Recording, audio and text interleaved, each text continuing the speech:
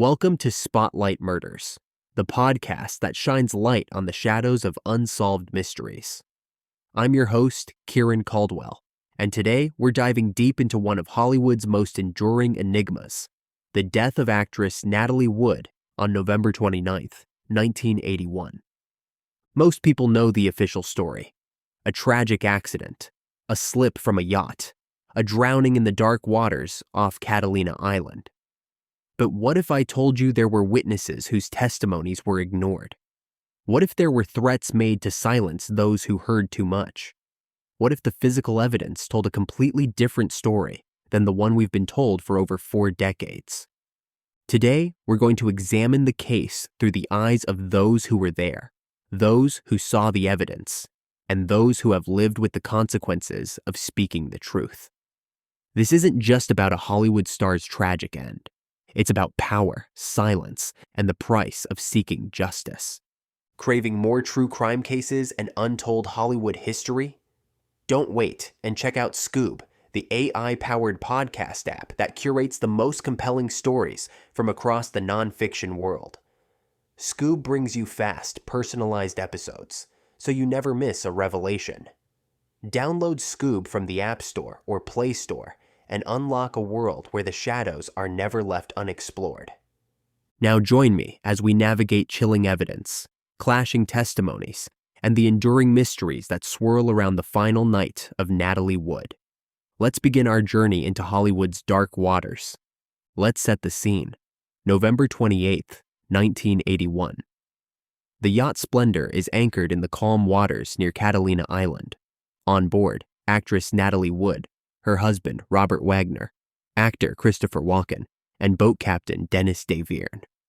What should have been a relaxing weekend getaway was about to become one of Hollywood's darkest mysteries. But the Splendour wasn't alone in those waters.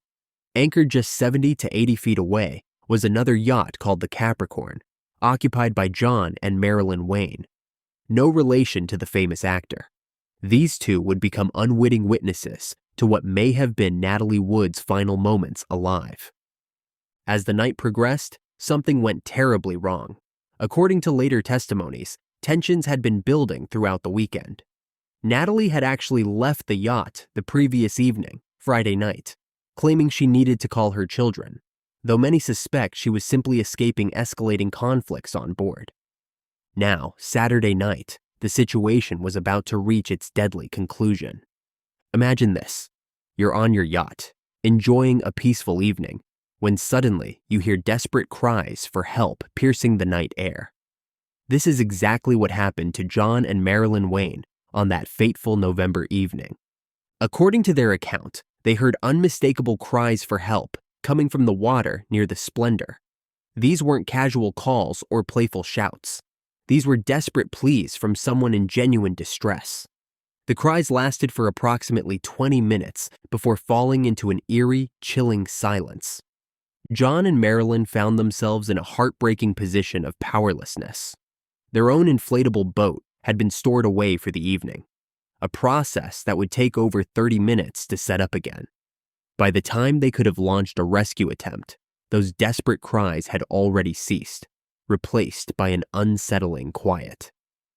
Think about this for a moment. 20 minutes. That's how long someone was calling for help in those dark waters.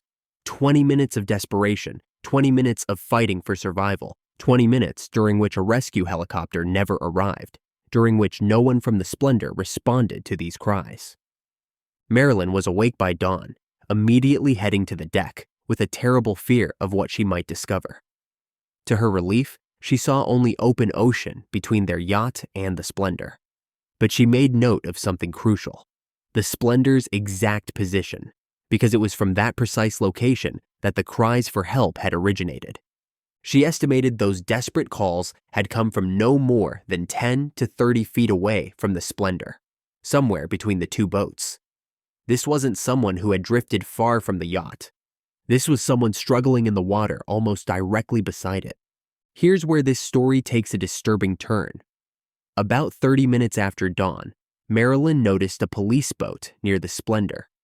Around the same time, a young employee of the harbor master arrived at the Capricorn to collect mooring fees. When Marilyn asked this young man what was happening on the nearby boat, his response was telling. He dismissed her curtly, advising her to mind her own business. The news of Natalie Wood's disappearance had clearly spread through the island, and there was already a keep-it-low-key attitude in effect. This is a critical moment. If this harbormaster employee had simply told Marilyn about Natalie's disappearance, she could have immediately provided crucial information to the authorities. She could have told them about the 20 minutes of desperate cries for help. She could have pinpointed exactly where those cries originated. Instead, she was told to mind her own business. Later that day, when John and Marilyn returned to Newport Beach and learned that Natalie Wood's body had been found, they were hit with a wave of nausea. They were convinced, and remained convinced, that it had been Natalie's voice they had heard crying for help in those dark waters. But here's the most shocking part. Despite their crucial eyewitness testimony, despite being potentially the last people to hear Natalie Wood alive, John and Marilyn were never interviewed by police. Never. The authorities later claimed they had spoken to them, but this was simply untrue.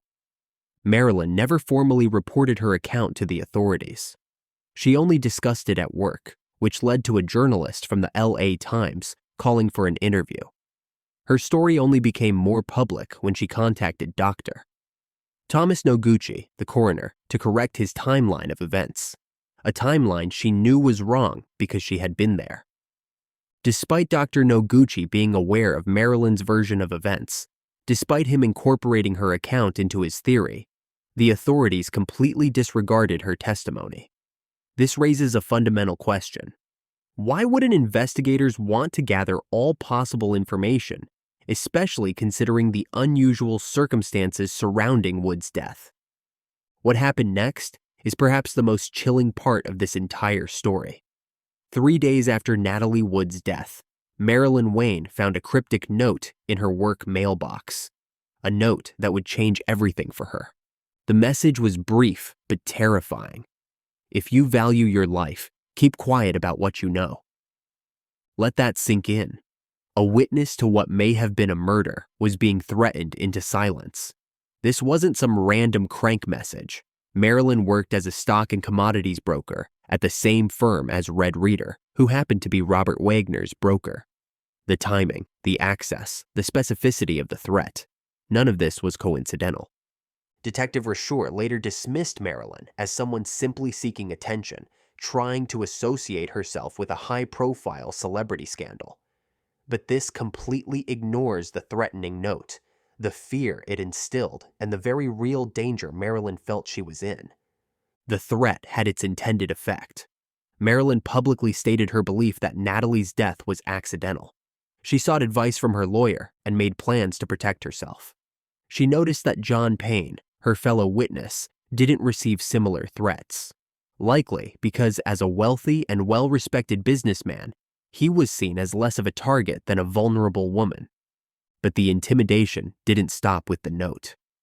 Weeks after Natalie's death, Marilyn and John were dining at a Beverly Hills restaurant when Robert Wagner and his mother coincidentally arrived. The maitre d' even suggested they change tables, but they declined. What happened next was telling. Marilyn and John briefly debated whether to approach Wagner to express their condolences, but decided against it, fearing it might be intrusive. They assumed Wagner would approach them. After all, they were among the last people to have heard his wife's voice. But Wagner never approached them. He never spoke to them. He showed no interest in talking to the people who might have crucial information about his wife's final moments. For a grieving husband, this behavior was not just odd, it was deeply suspicious. Think about it. If your spouse had died under mysterious circumstances, wouldn't you want to speak to every possible witness? Wouldn't you be desperate for any information about their final moments? Wagner's deliberate avoidance of these witnesses speaks volumes. Now let's examine the testimonies of those who were actually on the Splendour that night, starting with Christopher Walken. Walken's account of that evening has been riddled with contradictions, inconsistencies, and what can only be described as lies. For 15 years, Walken maintained he had been asleep when the tragedy occurred. But in a later Playboy interview, his story dramatically changed. Suddenly, he wasn't asleep at all. Instead, he provided detailed memories of the evening's events. In this revised version, Walken claimed that Natalie was the first to go to bed, while he, Robert Wagner, and Dennis Davern remained in the yacht's main salon. He mentions hearing the sound of a dinghy banging against the boat, a detail that, as we'll see, was part of a fabricated narrative. Walken also claimed that about 45 minutes after Natalie went to bed, Wagner returned from her room to report that she was missing, prompting the call to the Coast Guard. But this timeline doesn't align with the witness testimony from John and Marilyn, who heard 20 minutes of desperate cries for help before the silence. Here's what's particularly telling. Walken's statements seem to blend elements from both Friday and Saturday nights, incorporating memory lapses and new, unclear details that conveniently supported Wagner's version of events. The story about Wagner leaving the main salon only to discover Natalie missing was inaccurate, just like the claim about the dinghy banging against the yacht's side. Both narratives were fabricated, but Walken appeared to accept them as fact. In his Playboy interview, Walken was particularly hostile toward Dr. Thomas Noguchi, the Los Angeles County medical examiner. He called Noguchi an asshole and a bad man, showing a level of contempt that seemed designed to discredit the very person whose job it was to determine the truth about Natalie's death. Dr. Noguchi had earned a reputation for being thorough and committed in his investigative work, yet he faced criticism from those who sought to downplay the gravity of the case. Walken's dismissive attitude toward scientific investigation and forensic evidence is particularly troubling. When Walken said he would only trust a statement from a police officer who conducted a thorough investigation, it rings hollow, because when authorities did ask questions, they faced silence, evasion, and vague responses from Walken, Wagner, and Dennis Davern. The truth is, Walken wasn't present when Natalie Wood disappeared. It's likely he was recounting second-hand accounts rather than his own experiences, faithfully repeating the false narrative he had been told to support. While witnesses were being ignored and stories were being fabricated, Natalie Wood's body was telling its own story, a story that pointed not to an accident, but to violence. Doug Uden, the harbor master on duty at Isthmus Cove that night, was among those who saw Natalie's body. What he witnessed left an indelible mark, numerous bruises covering her body. He also noted Wagner's evident state of intoxication, raising questions about why Detective Rashure failed to notice or document this crucial detail. The autopsy revealed something that should have immediately raised red flags: bilateral injuries. These are injuries on both sides of the body, and they're a common hallmark of domestic violence. Natalie's bruises were primarily located on both sides of her body, a pattern that doesn't align with an accidental fall into water. Out of 25 bruises marked on the autopsy diagram, 22 were labeled as fresh or recent. This wasn't someone who had been injured days earlier. These were injuries sustained shortly before her death. The bruises didn't follow any specific pattern that would suggest an accident. If Natalie had attempted to climb into the dinghy and fallen, as the official story suggests, the injuries would have been concentrated in specific areas and followed predictable patterns. For instance, if she had managed to raise one leg high enough to straddle the dinghy rail and then pulled back due to the weight of her wet jacket, we would expect to see significant elongated bruising on the inside of her straddling leg from hitting the rail and sliding off. If she had tried to hoist her upper body first into the dinghy, any bruises on the front of her legs would have occurred as her torso slid into the dinghy, scraping her shins across the rail.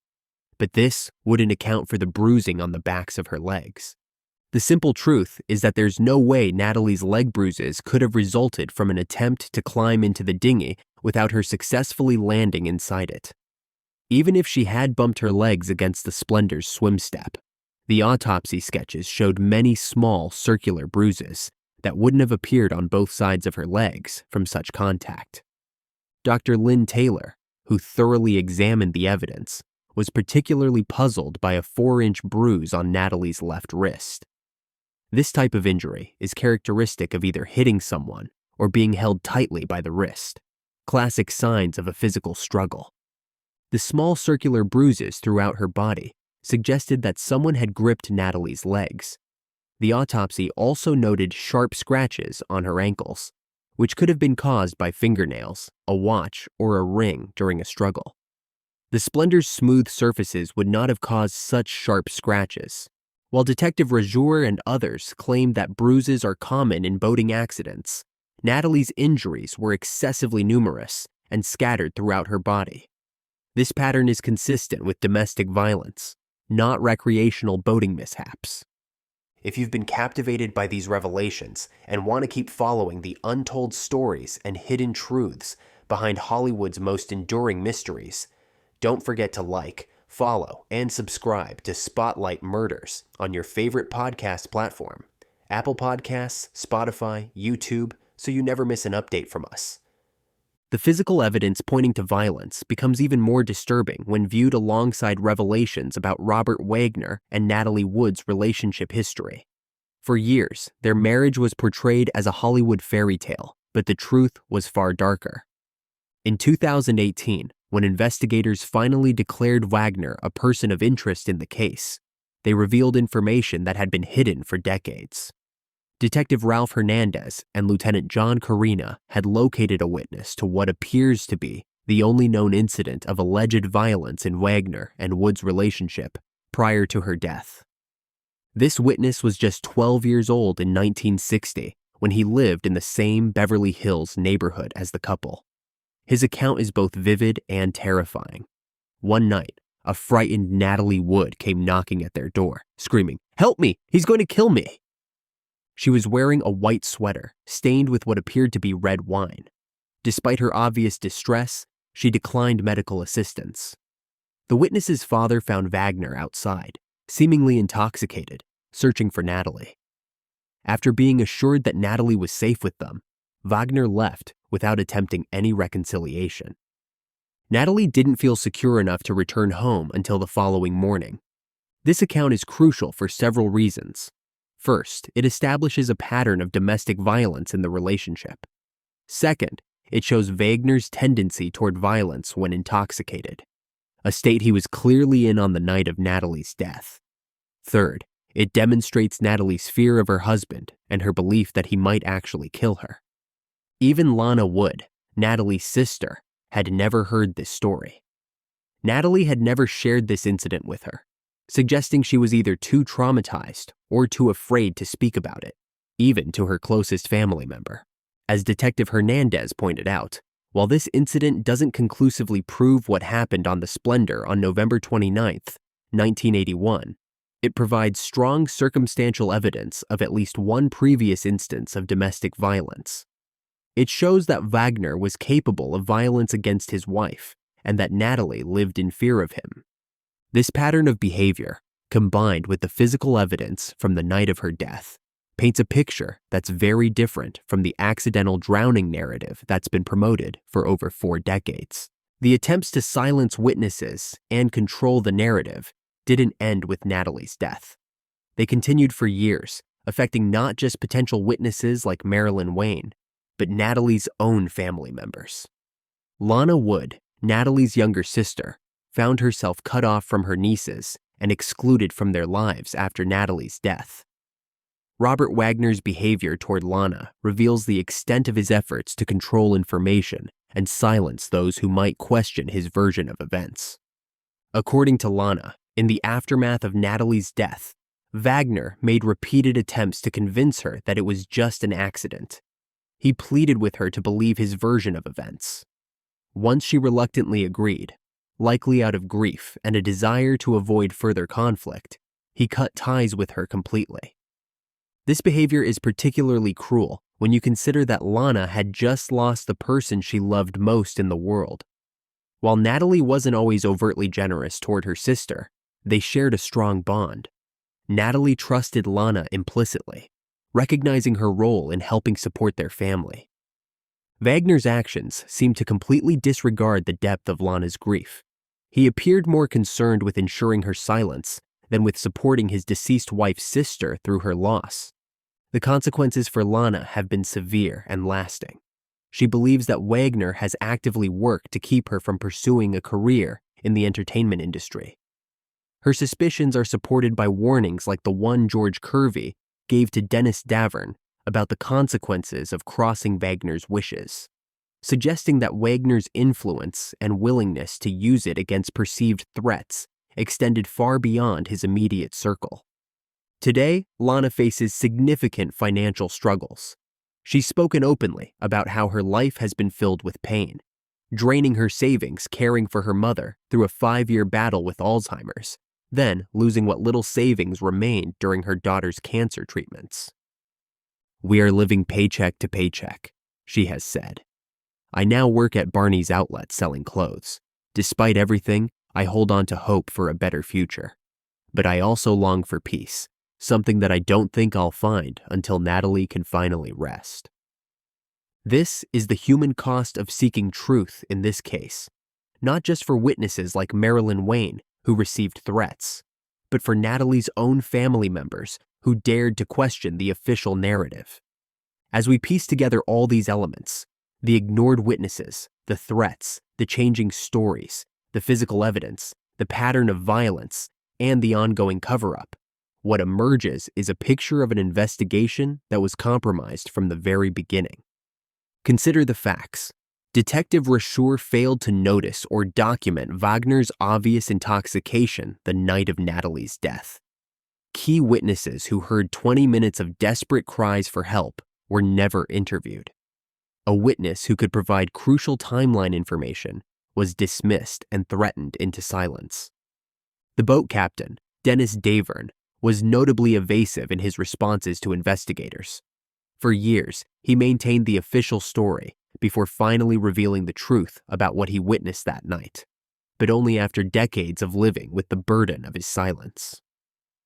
When modern investigators finally took a fresh look at the case, they discovered what earlier investigators had either missed or chosen to ignore. Detective Ralph Hernandez, Detective Kevin Lowe, and Lieutenant John Carina traveled to Hawaii, where the Splendour had been docked unused for nearly 2 decades. There, Dennis Davern guided them through a reenactment of what he had witnessed on Natalie's final night. This reenactment corroborated the accounts of witnesses on nearby boats, witnesses who had never met or spoken with Dennis to align their stories. Lieutenant Carina stated that the evidence confirmed his doubts that the prior reports didn't fully represent what actually occurred. In other words, the official investigation had gotten it wrong, deliberately or through incompetence. The 2018 designation of Robert Wagner as a person of interest wasn't just a formality. It was an acknowledgement that the case had been mishandled for decades, that crucial evidence had been ignored, and that witnesses had been dismissed or silenced. So what really happened on November 29, 1981? While we may never know every detail, the evidence points to a scenario far different from the accidental drowning that's been officially accepted for over 4 decades. The weight of evidence suggests that Natalie Wood was the victim of domestic violence that night, that her death was not accidental, and that there has been a deliberate effort to cover up the truth ever since. We know that tensions had been building throughout the weekend. We know that Natalie had fled the yacht the previous evening. We know that Wagner was heavily intoxicated. We know that witnesses heard 20 minutes of desperate cries for help from the water near the Splendour. We know that Natalie's body showed clear signs of having been in a physical struggle before her death. We know that key witnesses were ignored, threatened, or dismissed. We know that those present on the yacht have changed their stories multiple times. We know that there was a previous incident of domestic violence in the Wagner-Wood relationship, where Natalie feared for her life. The pattern that emerges is one of violence, cover-up, and the abuse of power to silence those who might speak the truth. It's a pattern that has continued for over 40 years, affecting not just the investigation, but the lives of witnesses and family members who dared to question the official narrative. Marilyn Wayne, who heard Natalie's final cries for help, lived in fear after receiving threats. Lana Wood has been cut off from her nieces and struggles financially, believing her career has been sabotaged for questioning her sister's death. Dennis DeVerne carried the burden of his silence for decades before finally speaking the truth.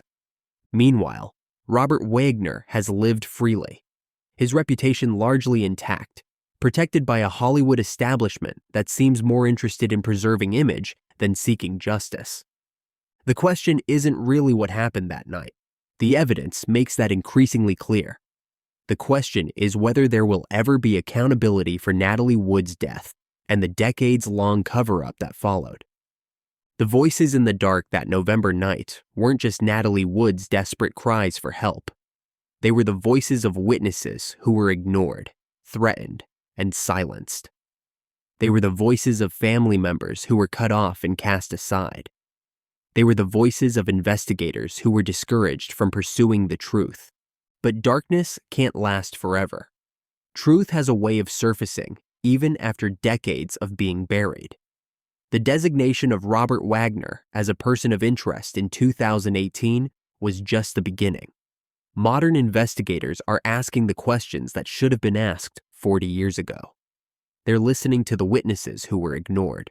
They're examining the evidence that was dismissed. Natalie Wood deserves justice. Her sister Lana deserves peace. The witnesses who risked everything to speak the truth deserve vindication. And the public deserves to know what really happened on that yacht in November 1981. The truth is out there, waiting in the darkness. It's time to bring it into the light. Thanks for joining me for this episode of Spotlight Murders. If you found this story compelling, please share it with others. Justice may be delayed, but it doesn't have to be denied forever. And if you're hungry for more deep dives into unsolved mysteries, hidden truths, and the stories powerful people don't want you to hear, check out Skoob, the AI-powered podcast app that brings you short, gripping episodes based on the world's most compelling cases. From high-profile crimes to forgotten cold cases, Skoob curates personalized podcast experiences that keep you informed, intrigued, and always questioning. Download the Skoob app today from the App Store or Play Store and uncover a world of voices that deserve to be heard. Until next time, keep listening for the voices that others would prefer to silence. They often have the most important stories to tell. This podcast script is based on documented witness testimonies, official reports, and investigative findings related to the death of Natalie Wood. The case remains officially open.